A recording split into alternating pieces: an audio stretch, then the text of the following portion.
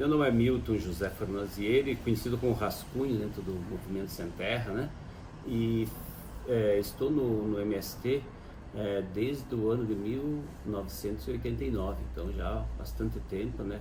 30 anos aí de militância dentro da luta pela terra no Brasil. Parente do Milton Fornazieri, né? Não, eu sou parente do Aldo, primo do Aldo. Ah, do Aldo, é? É. Ô, mas tá aí, ótima família, hein? O Aldo é nosso guia político, é ele. Não, o Aldo é fantástico. Então, a gente estava querendo entender como que é a tecnologia do MST desde o começo. Primeiro, onde que vocês vão encontrar os agricultores para trazer para o movimento, primeiro? Então, a forma de como a gente organiza, então, as novas famílias que vão ser assentadas, ela se dá através de um trabalho de base, que nós chamamos, né? Vamos procurar as comunidades do interior, aonde você vê que está faltando trabalho, aonde o pessoal não tem terra, né? Resultados da reforma agrária. Né? Nós aí nesse último período já formamos cinco turmas, né, de advogados, né, que são filhos de assentados ou próprios assentados que estudaram e que hoje nos assessora, né, junto com outros dentro aí no campo mais popular, que nos assessoram nessas nossas causas. Então, onde que vocês localizam, como que vocês localizam as famílias que vocês vão convidar para participar do movimento?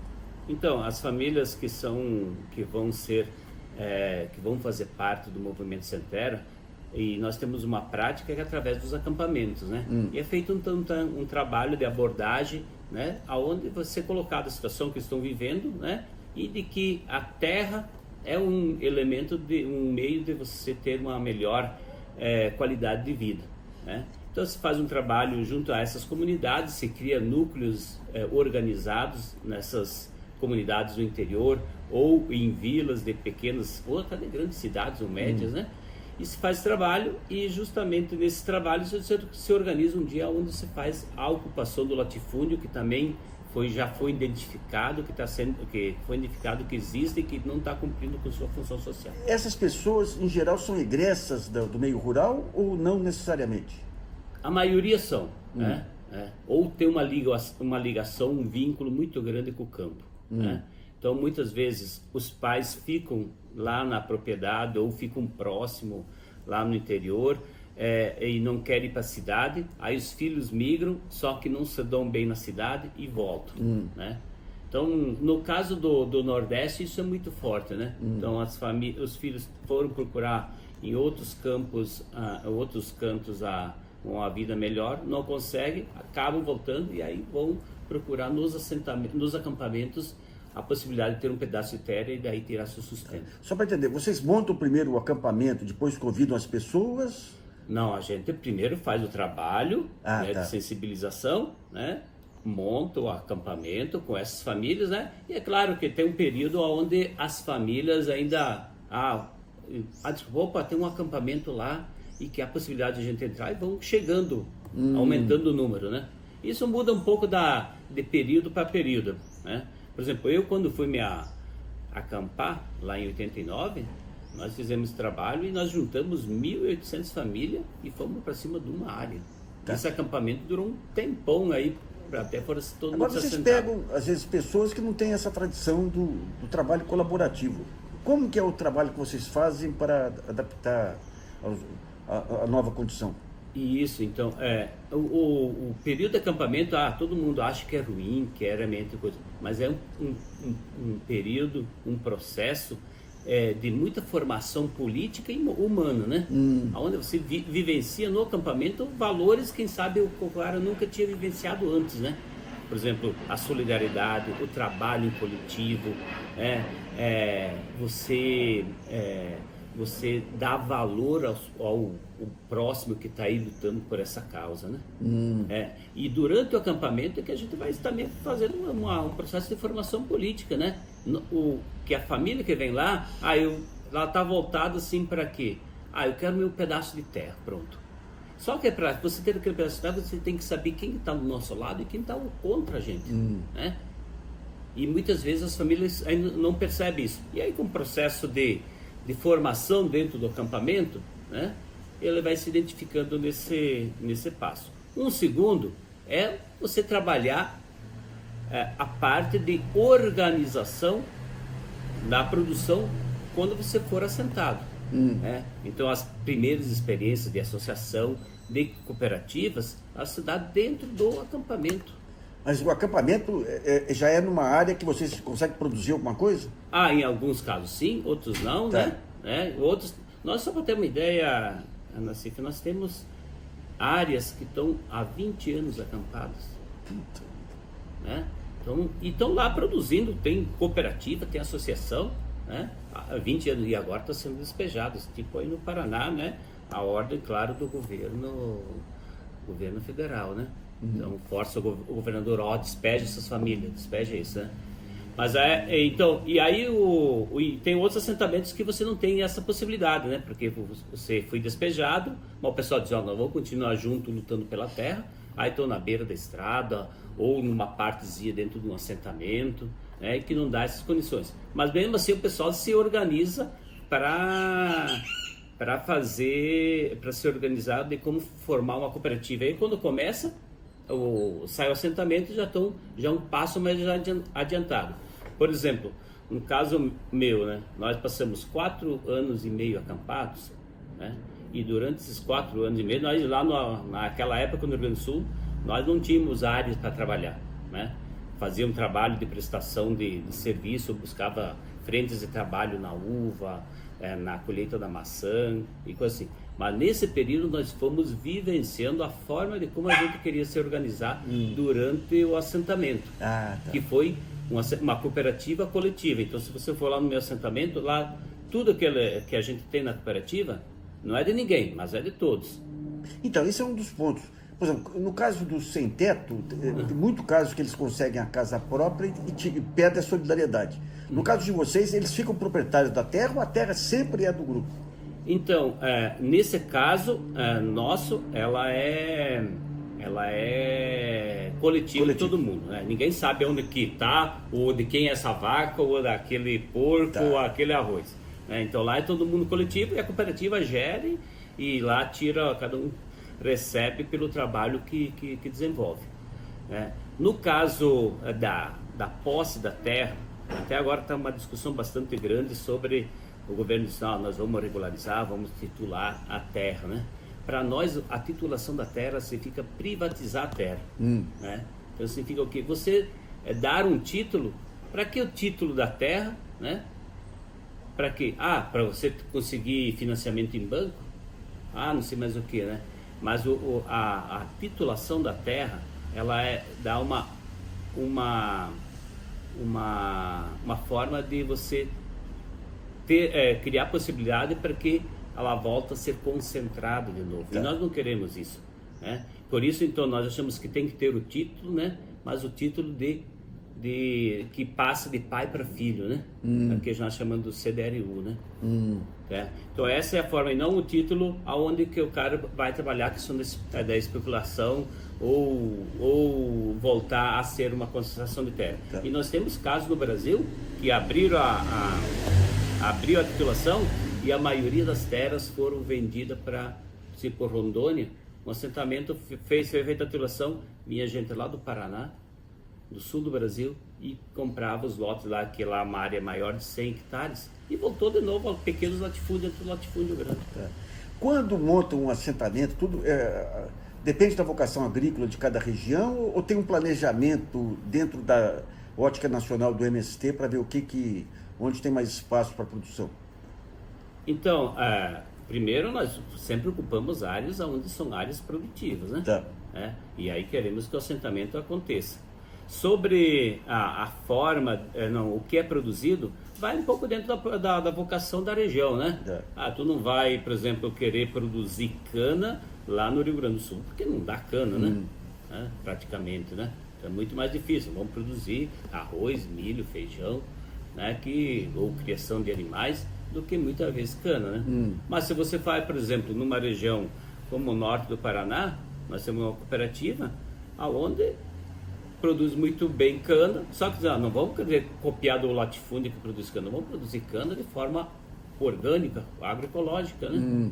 Então, esse é um elemento que eu quero até depois entrar um pouco a fundo no o que a gente está pensando e está fazendo daqui para frente nesse momento nos assentamentos. Então, vamos falar então. Então, essa é a forma nossa. Nós estamos organizados em mais ou menos, acho que 162 cooperativas a nível do Brasil, muitas associações, né? Porque o Pegos Norte, Nordeste e parte do Centro-Oeste tem aquela ideia, aquela cultura da associação, que a associação resolve tudo. E nós achamos, é importante isso, mas nós queremos trabalhar a forma que a cooperativa é algo mais sólido, mais consistente. Associação seria uma pré-cooperativa? Isso, em muitos casos sim, mas aí como eles têm muito medo, porque tem muitos casos de cooperativas que quebraram e aí os caras, quem levou o ônus disso, né, foi a família lá, né, muitas vezes perdeu parte dos bens que tinha, assim por diante. Então, vamos ficar numa associação que é melhor ser pequeno do que crescer. Então, todos esses elementos aí. Mas nesse momento, Nassif, nós estamos trabalhando de que não basta produzir alimento dentro dos assentamentos ou da agricultura familiar, né? Aquela questão que se diz que a agricultura familiar é importante sim, de que quem produz comida na mesa não é o latifúndio, né? Não é o agronegócio, é sim a agricultura familiar, né? 75% da comida que vai na mesa do brasileiro vem da agricultura familiar e dos assentamentos da reforma agrária.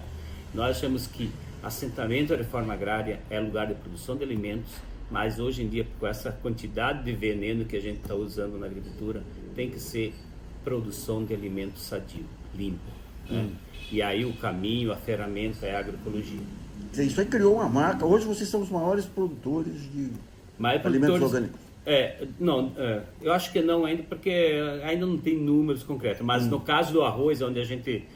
20 anos que a gente estava batendo o martelo, né? Nós somos os maiores produtores de arroz agroecológico da América Latina, né?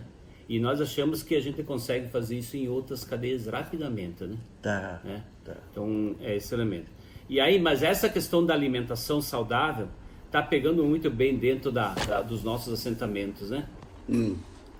Em muitos casos, eu vou produzir aqui soja, por exemplo, ou milho no sistema convencional, mas aqui você canta que é para eu produzir a comida que eu vou comer no dia a dia. Né? Então isso está pegando muito bem. É claro que nós queremos que não só esse pedaço aqui, que todo o lote, toda a propriedade seja orgânica, né? Mas é um processo, você tem que quebrar essa construção, né, de que o uso do pacote de veneno foi construído, né, e não é fácil, viu? Porque as empresas que estão envolvidas, elas desempenham um poder muito grande. Cada cooperativa tem a sua própria linha. O que unifica, digamos, a política das cooperativas? Então, elas... o que identifica primeiro, é uma produção local, né? Então, esse elemento. Então, quer dizer, se na região X, a sua aptidão, a sua vocação daquela região é produção de leite, é claro que o assentamento vai produzir leite também, né? Um é que tem uma cadeia já instaurada, né, de fornecedores e formas que se tem, né? Numa outra região é produtora de feijão. Claro, vamos investir na produção de feijão, né? A outra é arroz, no caso do meu assentamento, 70% da área é área baixa para a produção de arroz. Claro, vamos produzir arroz, nós vamos plantar milho. Até uma vez nós tentamos plantar milho, né? Só levamos ferro, né? E assim por diante. Então, essa é uma forma. A nível nacional, o movimento trabalha por cadeias produtivas, né? Então, nós temos definido, assim, 14 cadeias prioritárias, né?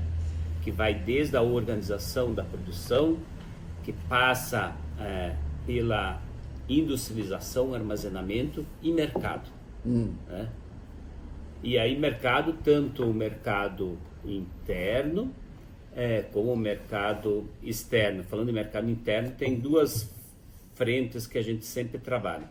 Uma é o mercado institucional, a gente valorizar as conquistas que a gente teve lá durante o governo Lula e Dilma, né?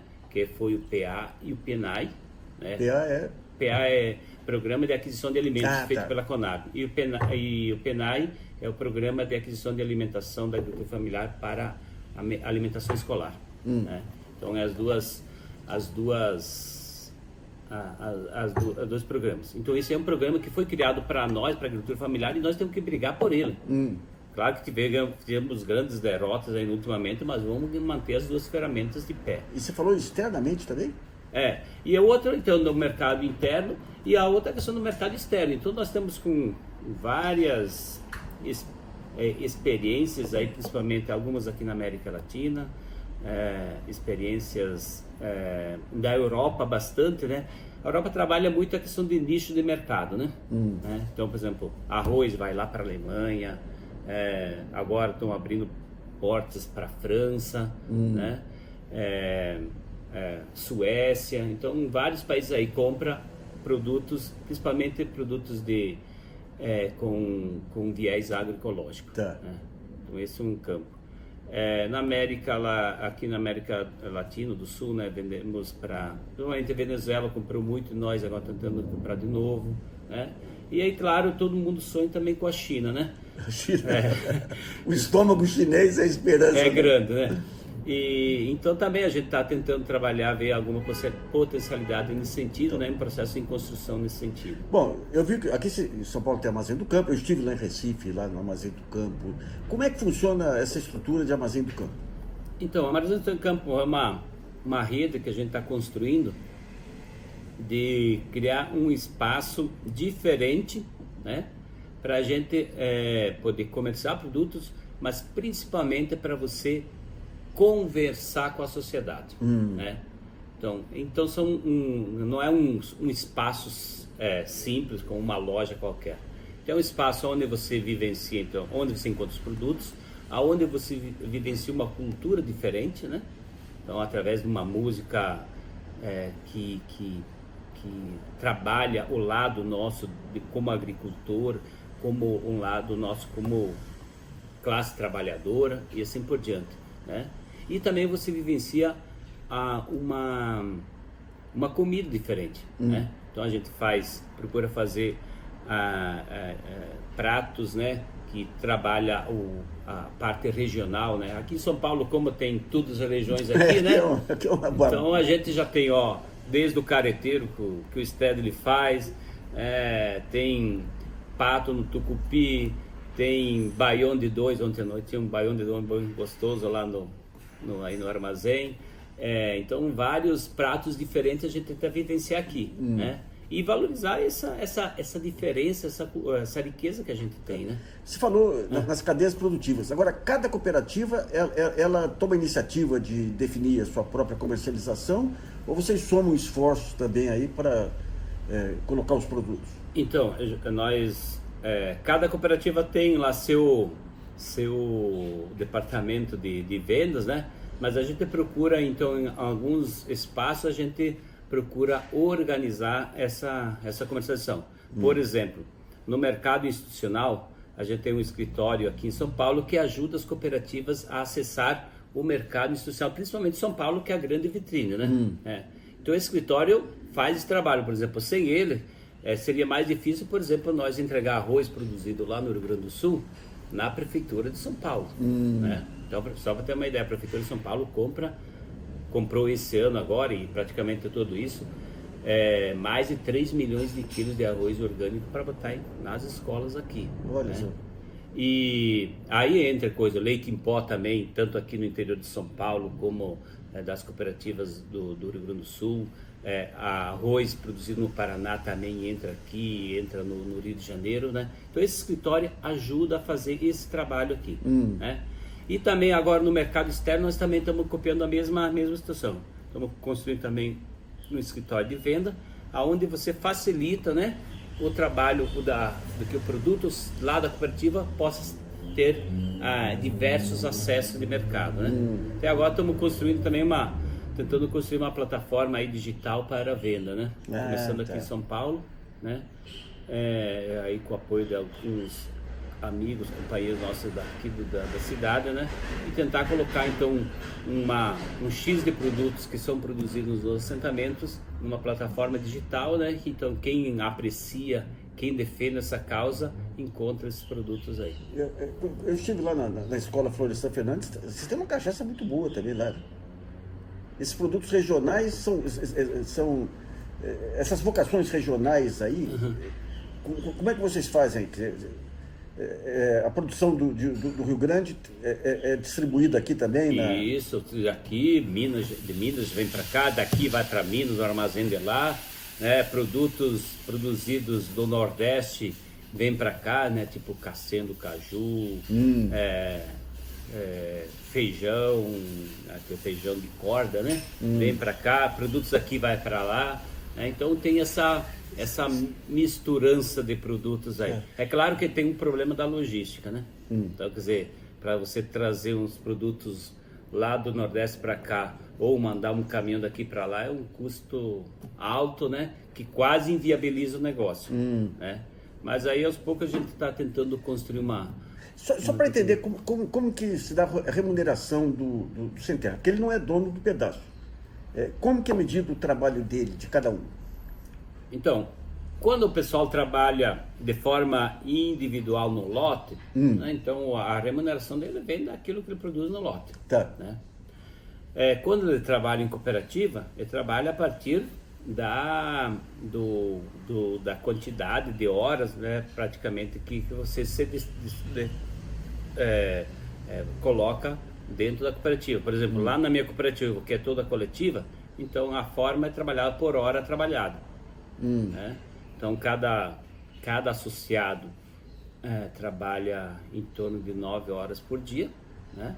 Se trabalhar as 9 horas por dia, tem um valor fixo de referência por hora. No final do mês tem uma remuneração dele, que é o adiantamento de sobras, né? Tá. E no final do ano agrícola, junta tudo, deu lucro, sobrou tanto, aí a cooperativa decide, uma parte vai para cada associado, outra parte vai para investimento e assim por diante. Tá.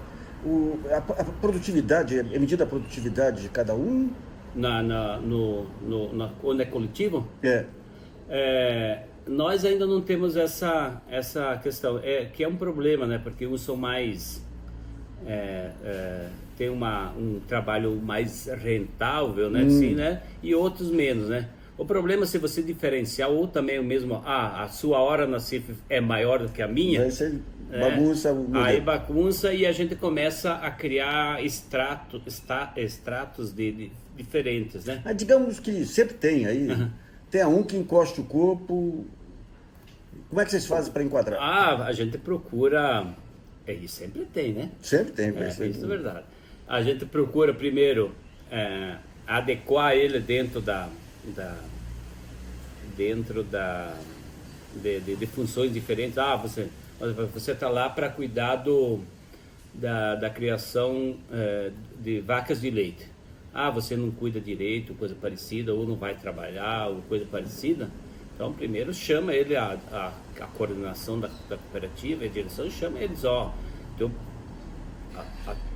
tua conduta está atrapalhando a cooperativa, né?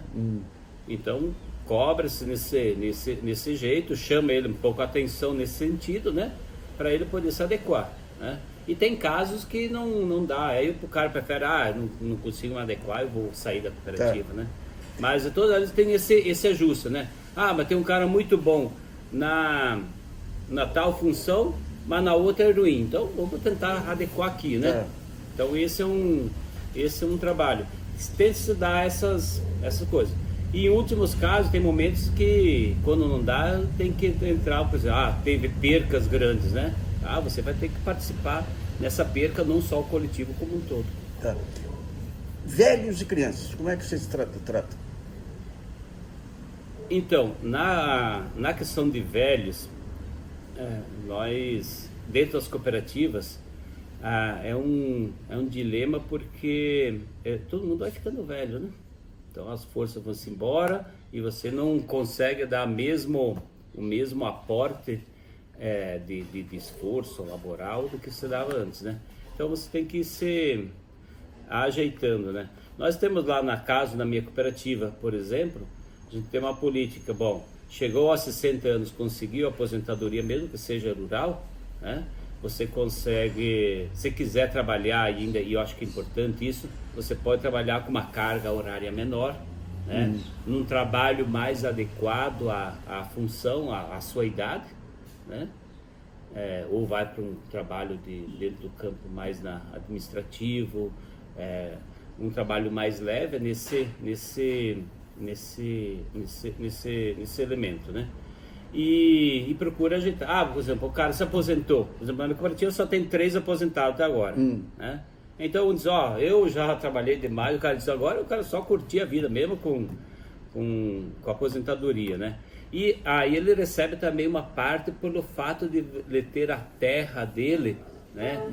Nesse coletivo. Então ele tem tipo uma renda da terra, né? Então acho que é 10% do faturamento que é distribuído nas horas trabalhadas, que seria para pagar o trabalho, né?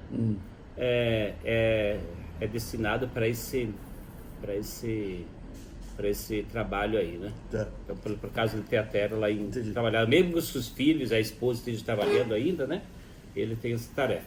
Tá. Então, e dos jovens, das crianças, então, primeiro, crianças na escola, e quando não estão, nós temos nós chamamos de ciranda infantil, né? Enquanto os pais estão lá trabalhando, tem alguém da cooperativa que cuida das crianças, não só cuida, né? Mas dentro de um processo de educação, de formação diferente. Então essa é e praticamente todas as cooperativas têm isso, né?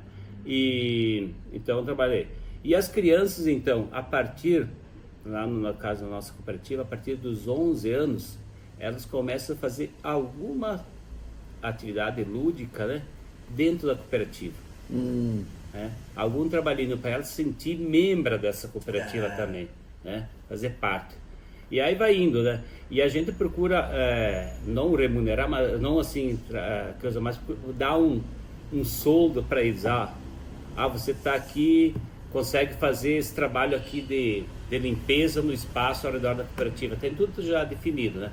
E a gente e é uma alegria muito grande dizer, eu trabalhei tantas horas e eu recebi tanto isso aí, para os meninos, né? O trabalho enobrece. É, isso mesmo. E a gente vai, então, no primeiro momento, de tantas horas por semana, depois vai subindo anos, né? E aos 16 anos, então ele pode se associar à cooperativa. Tá. E aí nós temos um caso, no caso lá, eu falo isso com propriedade, nenhum jovem nosso das 30 famílias que formam a cooperativa procurou trabalho fora. E aí a gente, é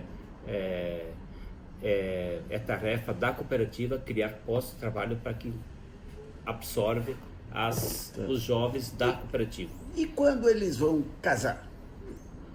Então tem... Até agora, um saiu porque a esposa foi mais forte que ele, né? E levou. Mas a maioria casa e fica lá. Então, quer dizer, nós temos as 30 famílias originárias, né, da cooperativa, né? Mas hoje tem mais 30 que são os filhos que casaram e estão lá. E a cooperativa conseguiu ampliar para abrigar todos eles. Foi criando, destinando espaço, ruas, né? Então aqui é a Rua dos Jovens, né? E cada um já tem o seu lotezinho demarcado. Se quer construir a casa lá, vai ter o espaço para construir, né? Ou se quer construir só depois de casar, ou assim por diante. A universidade aqui do Instituto Florestan Fernandes, como é que ela atua para o Brasil inteiro? Então a escola nossa, isso mesmo. Então é uma escola de formação política, né? Que vem gente de todo o Brasil, né? E tem até não digo filiais, mas tem ações, por exemplo, no DF, em Brasília, que também faz cursos, né, para facilitar a questão mais regional, né, não tem muito gasto de passagem, né, mas de todo o Brasil. E nós temos muitos cursos com alunos estrangeiros, né? Então tem curso, por exemplo, é tudo dentro do campo da formação política. A questão da música e da valorização da cultura própria lá é uma maneira de solidificar o movimento, né? Com certeza. Então, quer dizer, porque eu creio que a luta como um todo, e a própria reforma agrária, Se você não valorizar o lado cultural, ela não se sustenta, né? Então, a cultura faz parte disso. E é importante isso que, se tu for em cada estado, tem a sua forma de expressar, né? Claro que nos estados do Nordeste é muito mais alegre, muito mais participativa, A né? cultura lá é uma festa. E no Sul um pouco mais retraída, né? Mas valoriza isso. E a gente tenta expressar isso, então, através das noites cultural, que a gente chama nos eventos, né? E muitas vezes também através da nossa mística, né?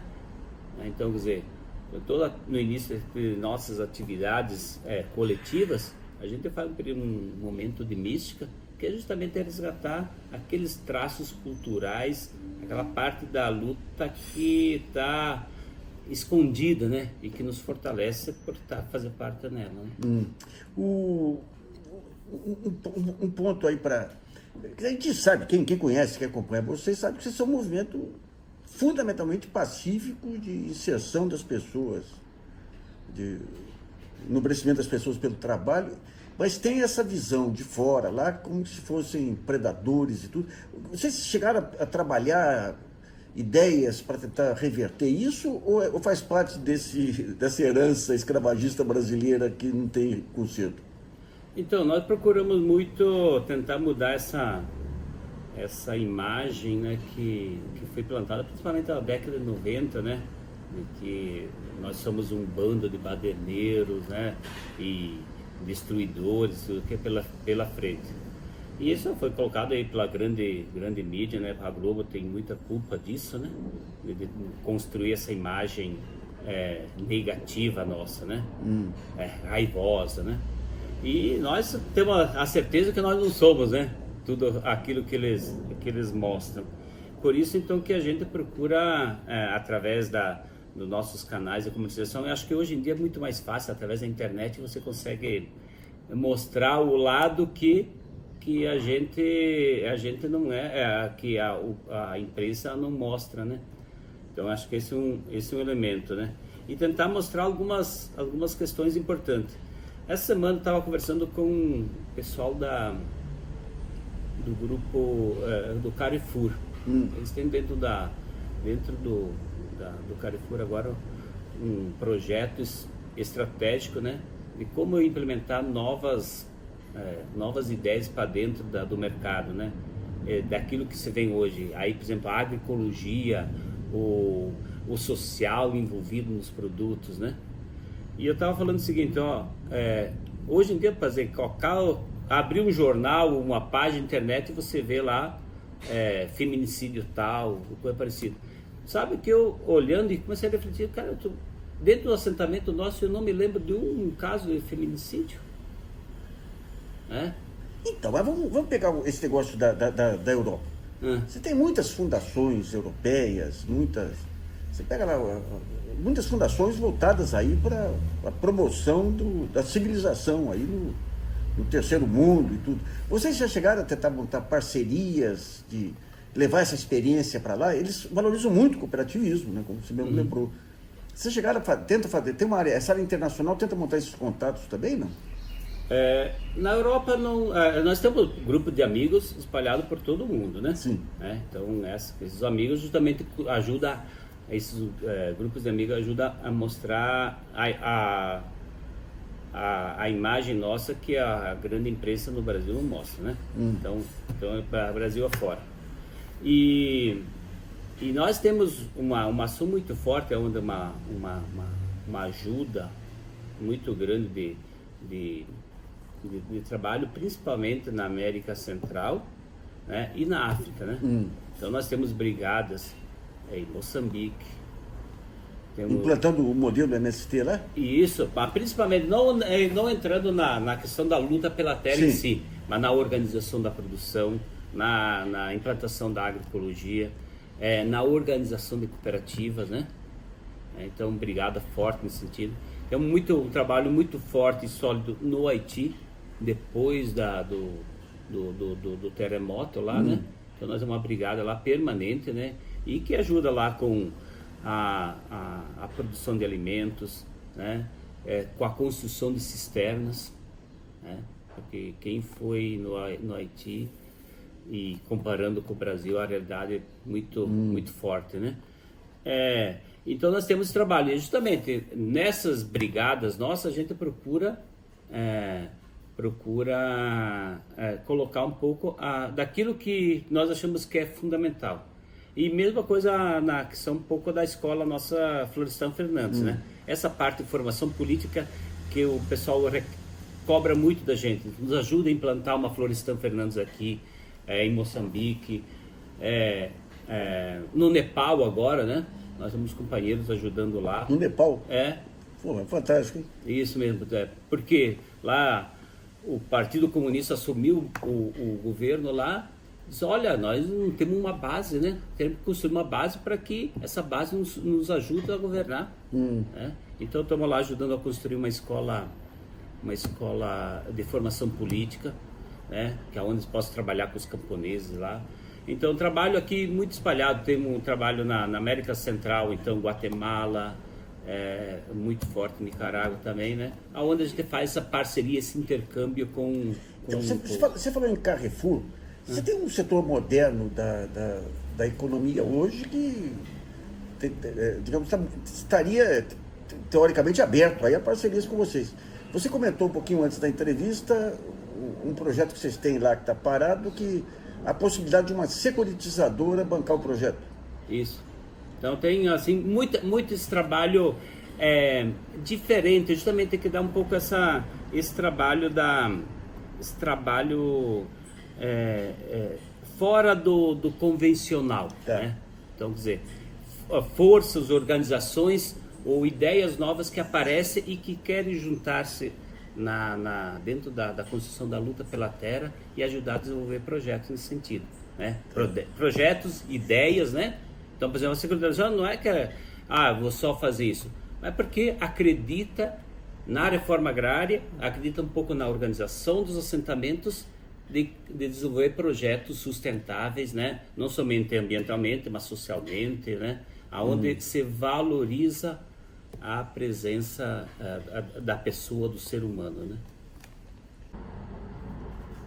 Bom, e como é que vocês estão fazendo para resistir nesse período turbulento aí da história?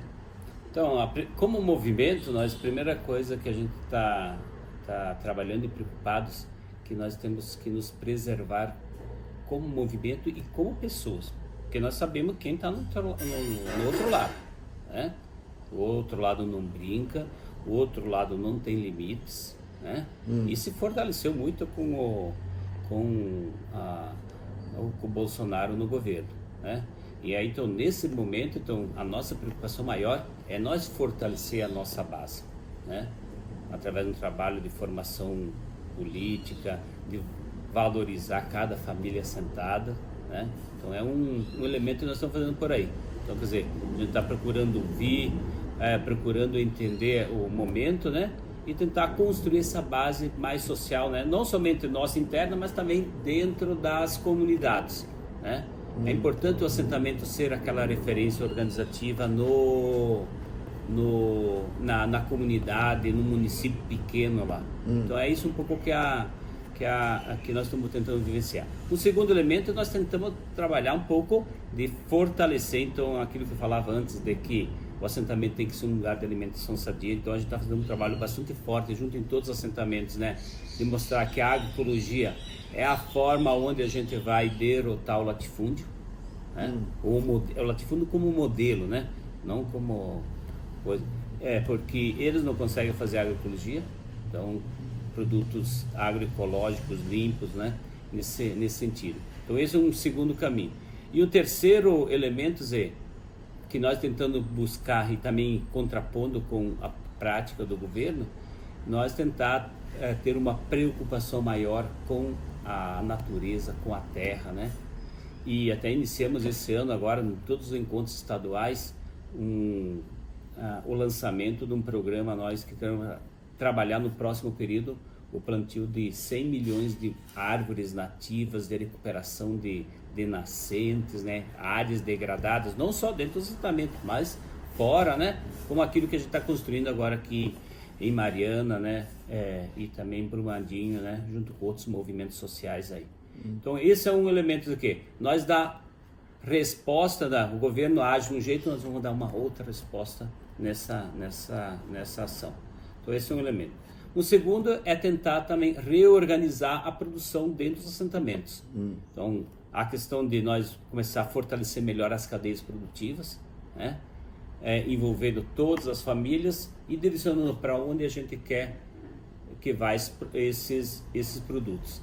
E dentro dessa reorganização, a gente valorizar principalmente a venda local, aquele chamado circuito curto, né? Que a gente não precisa levar muito embora. Então, se nós andar por aí Brasil afora, você em tudo que é canto, você vai ver, olha, essa aqui é a feirinha do tal assentamento do MST, né? E com base agroecológica, né? Então, esse é um elemento. E é claro que uma tarefa nossa também como movimento social é também um processo de reorganização da classe trabalhadora, né? Então, quer dizer, se nós queremos que esse momento ruim que todo brasileiro está vivendo, nós temos também como classe trabalhadora se dar conta, dizer, é tarefa nossa também construir uma unidade maior da classe trabalhadora para enfrentar o inimigo que está no outro lado.